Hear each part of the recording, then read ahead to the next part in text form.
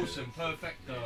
It's not as sort of, for me, seen as being the new album. It's kind of more a collection of songs, or pieces of music really, that we worked on over the last 2 years.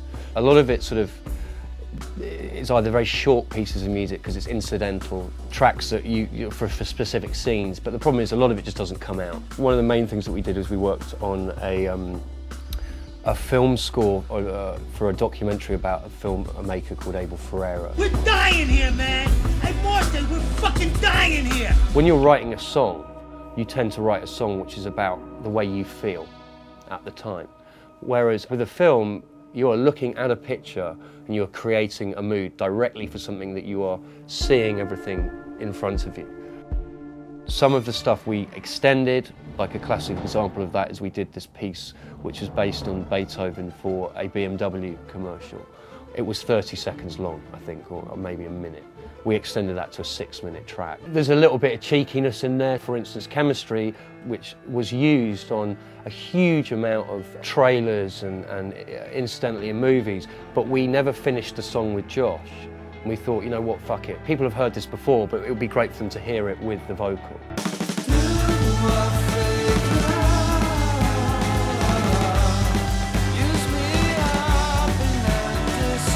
We're not like a band that goes in, writes songs and plays them and records them. We tend to bring a lot of people in, we tend to record lots and lots of bits and pieces, and we spend, you know, months and months piecing these pieces together to create what we have. We felt that it would be a good exercise to see if we could record it in a short period of time and get it out really quickly. Basically, we took 22 tracks in a 5-week period and tried to turn it into a record. Do you know how?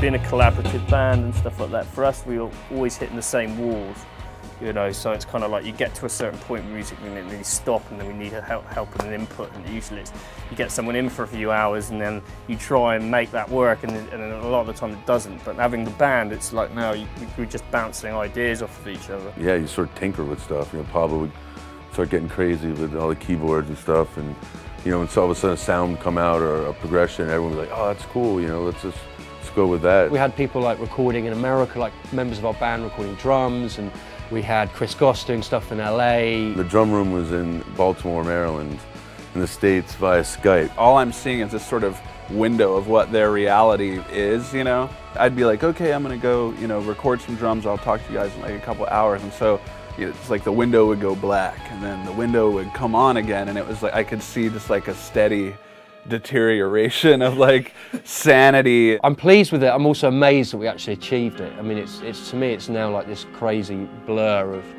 of madness that went on. I mean, I quite enjoyed it in that sense because the simple fact is sometimes, you know, you can so overwork music that even when you go back to demos and you listen to demos, they're better than a finished thing.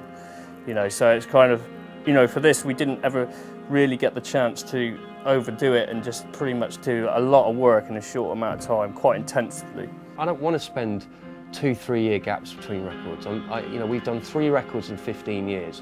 It's not exactly the best success rate.